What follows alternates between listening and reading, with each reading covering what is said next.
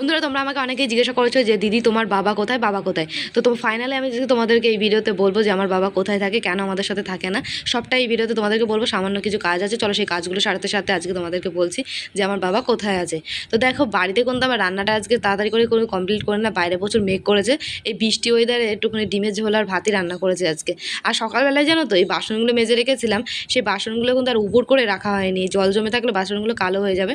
তো এখন এই বাসনগুলোকে আমি উপর করে রেখে এখন এই যেটো বাসনগুলো ছিল সেগুলো নিয়ে চলে আসলাম কলে, আর ঘরটা মুছে নিয়েছিলাম। তো এখন এই বাসনগুলো কিন্তু মেজে নিয়েছি। তো বাসনগুলো কিন্তু আমার মাজা দেওয়া কমপ্লিট হয়ে গেছে। বাসনগুলো ঘরে উপর করে রেখে ঘরের কাজগুলো আমার কমপ্লিট হয়ে গেছে। চলো এবার তোমাদেরকে বলি যে আমার বাবা কোথায় আছে, কেন আমাদের সাথে থাকে না। তো এই দেখো, তোমাদের তার আগে কটা ফটো দেখায়, আমার বাবা মায়ের বিয়ের ফটো। এই দেখো, আমার মায়ের বিয়ের আগে এই ফটোটা কি সুন্দর লাগছে চুড়িদার পরে মাকে। তো মায়ের জন্য বিয়ের কয়েকটা ফটো রয়েছে, দাঁড়াও তোমাদেরকে দেখাই। এই দেখো, বিয়ের সময় মা কত সুন্দর করে সেজেছিল। আর বাবার একটা ফটোই রয়েছে মায়ের সঙ্গে। তো এই যে এই ফটোটা, তো মা আর বাবা একসঙ্গে রয়েছে, একটাই রয়েছে ফটো। আর বাবা টোপর পরে কতটা সুন্দর লাগছে। মানুষ কোথায় চলে যায় না, তাই ফটোগুলো স্মৃতি হিসাবে থেকে যায়। তো বাবার এই ফটোগুলো ছিল দেখে আজকে আমরা দেখতে পাচ্ছি।